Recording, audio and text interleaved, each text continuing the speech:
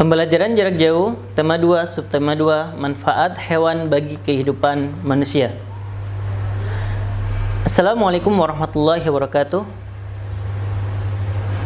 Apa kabar semuanya? Semoga kita sehat selalu dan selalu semangat untuk belajar dan menuntut ilmu. Di sini Bapak akan menyampaikan manfaat hewan bagi kehidupan manusia. Hewan di alam semesta ini, di dunia ini sangatlah banyak dan juga berbagai macam-macam jenisnya. Ada banyak hewan yang dipelihara di sekitar kita. Bapak akan menggolongkan ketiga bagian. Yang pertama, hewan yang dimanfaatkan oleh manusia. Yang kedua, ada hewan yang dipelihara sebagai hewan kesayangan. Yang ketiga, ada hewan yang hidup di alam bebas. Untuk yang pertama, hewan yang dimanfaatkan oleh manusia. Contohnya seperti kuda, kerbau, sapi, ayam, kambing, onta, dan lain sebagainya. Karena sangat banyak hewan yang dimanfaatkan bagi manusia. Untuk yang kedua, yaitu hewan yang dipelihara sebagai hewan kesayangan. Contohnya seperti kucing, kelinci, burung, anjing, dan lain sebagainya. Itu merupakan hewan yang dipelihara sebagai hewan kesayangan. Untuk yang ketiga, yaitu hewan yang hidup di alam bebas. Contohnya seperti harimau, orang hutan, gajah, dan lain sebagainya. Nah, jadi sangatlah banyak hewan di sekitar kita untuk dijadikan manfaat bagi kehidupan manusia. Selanjutnya di sini Bapak akan menyampaikan materi bahasa Indonesia. Sebelumnya kita sudah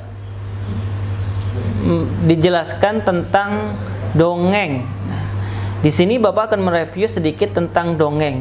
Apa itu dongeng? Dongeng yaitu cerita hayalan. Cerita yang tidak benar-benar terjadi. Dan biasanya dongeng menceritakan tentang zaman dahulu kala.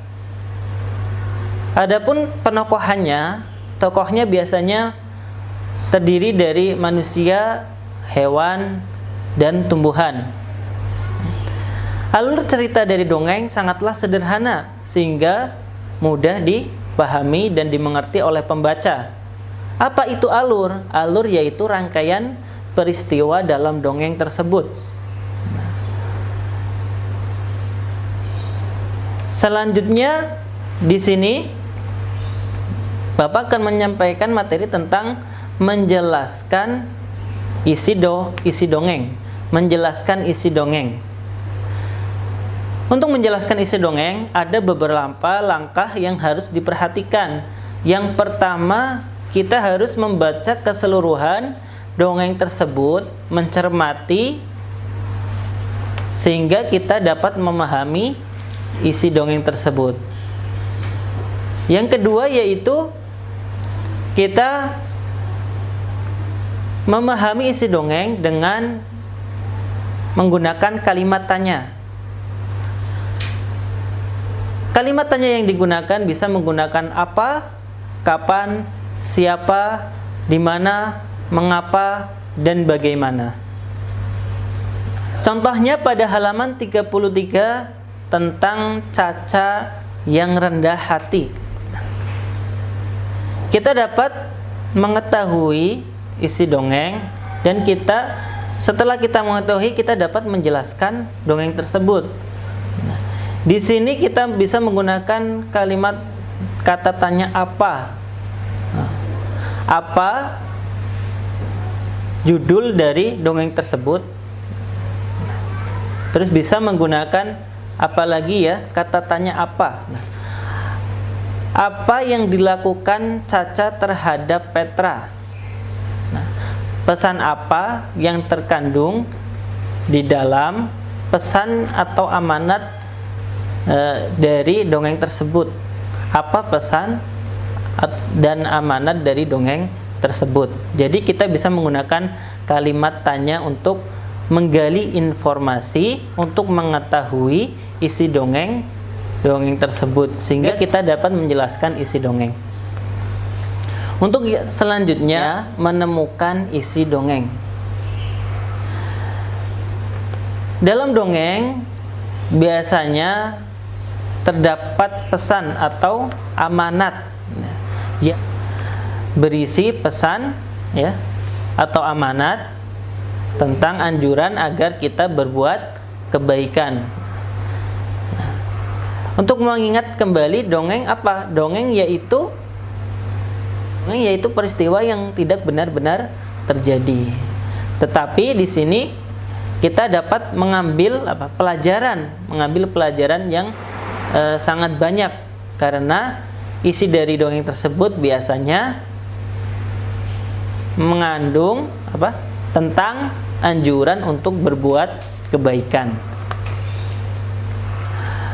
Untuk menemukan isi dongeng, yang pertama kita bisa menggunakan kalimat tanya ya. Kalimat tanya. Nah, di sini dengan kalimat tanya ini kita bisa menggali informasi ya, menemukan informasi isi dari dongeng tersebut. Contohnya di sini pada halaman 38 sampai 39.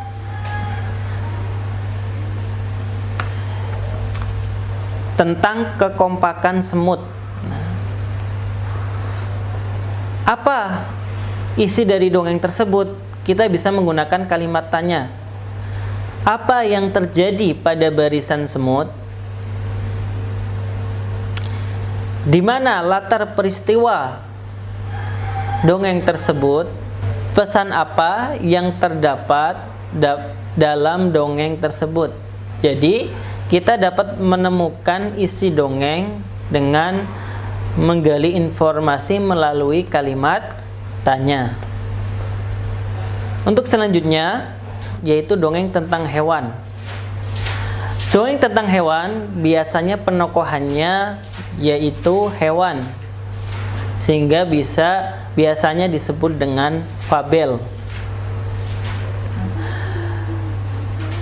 Di sini fabel sama seperti dongeng-dongeng yang lainnya, yaitu berisikan pesan atau amanat yang biasanya berisi anjuran untuk berbuat kebaikan.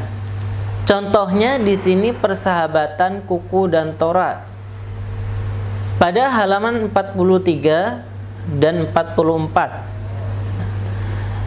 Di sini kita bisa membaca, mencermati, dan setelah kita membaca, mencermati dengan teknik yaitu dengan kita mencermati dan kita menggali pertanyaan, membuat pertanyaan isi dongeng tersebut, kita dapat mengetahui informasi yang terkandung dalam dongeng persahabatan Caca dan Tora. Setelah kita mengetahui, mencermati, kita dapat menceritakan ya. Kita dapat menceritakan kembali tentang dongeng persahabatan Caca dan Tora. Yang selanjutnya yaitu menemukan pesan dari fabel. Menemukan pesan dari fabel. Kalian bisa dapat menemukan pesan ya dari dongeng yang menceritakan hewan. Contohnya di sini pada halaman 50 sampai 51 tentang petani dan anak ikan emas. Nah, di sini ya, pesan yang terkandung dalam dongeng tersebut tentang anak petani dan ikan emas, yaitu di sini mencontohkan untuk kita bersikap, bisa untuk kita mencontoh sikap saling tolong menolong, ya, berbalas budi, saling membantu. Nah, karena di sini pesan yang terkandung dalam dongeng tersebut yaitu untuk kita saling tolong menolong, yaitu petani menolong anak ikan mas tersebut ketika dalam kesusahan, ya, dan anak ikan mas tersebut juga menolong menolong petani ketika dalam kesusahan, sehingga di sini untuk kita berbalas budi. Untuk yang selanjutnya, menyampaikan pesan dari fabel dengan bermain peran. Kita dapat menyampaikan pesan, ya, kita dapat menyampaikan pesan dari dongeng fabel tersebut dengan bermain peran. Sebelum kita bermain peran, ada hal yang perlu diperhatikan. Yang pertama, kita harus mencermati keseluruhan isi dongeng tersebut, ya. Kita harus bisa memahami apa isi dongeng tersebut, dan kita mencatat alur, ya, alur peristiwa, unsur-unsurnya, ya. Kita bisa mencatat unsur-unsurnya, ya, seperti tema, alur, penokohannya, dan lain-lain, ya, untuk kita bisa berperan, ya, berperan dengan baik. Untuk melakukan peran kita harus berlatih, ya, berlatih secara tekun untuk bisa memperagakan peran tersebut dengan maksimal. Di sini ada peran di dalam cerita petani dan ikan mas. Dalam cerita petani dan ikan mas ada narator, ada petani, ada ikan mas, ada orang tua, ya, ada orang tua ikan mas atau induk ikan mas. Nah, di situ bisa kalian perankan, yaitu dengan mendalami karakter dari setiap penokohan, dari setiap tokoh dalam cerita tersebut, watak tokoh dalam cerita tersebut. Untuk selanjutnya, menemukan pesan dari dongeng bergambar. Di sini ada gambar kerbau pembajak di halaman 59, yang mana kita dapat membuat sebuah cerita dari gambar tersebut. Adapun untuk membuat cerita, yaitu ada beberapa hal atau langkah yang harus diperhatikan.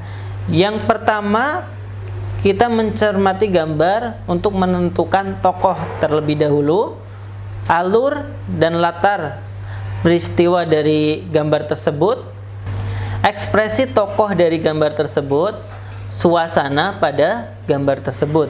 Sehingga setelah kita mengetahui tentang tokoh, ya, kita menentukan tokohnya, kemudian latar alur peristiwanya, ekspresi tokohnya, dan suasana dalam gambar tersebut, kita dapat menceritakan dengan baik, ya, tentang di sini tentang kerbau pembajak. Adapun pesan dari kerbau pembajak di sini, kita jangan lupa untuk menyampaikan, ya, pesan, yaitu tentang tolong menolong. Jadi dalam membuat cerita fabel di sini kita memasukkan pesan, ya, atau amanat, yaitu tentang tolong menolong. Demikian tentang bahasa Indonesia. Mungkin demikian, sekian dari Bapak. Wassalamualaikum warahmatullahi wabarakatuh.